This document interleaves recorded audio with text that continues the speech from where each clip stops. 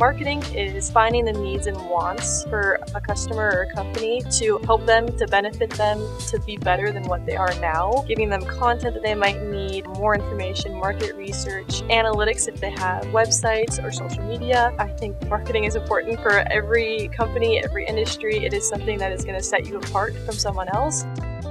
The marketing department at North Dakota State University sets itself apart just with the staff, with the students. There's multiple ways that you can go, just a bunch of different opportunities, and they're always looking for advancements. So they're always growing. They're always willing to change their program to fit what the industry is now and what is marketing now compared to 5 years ago, 10 years ago, and stuff like that.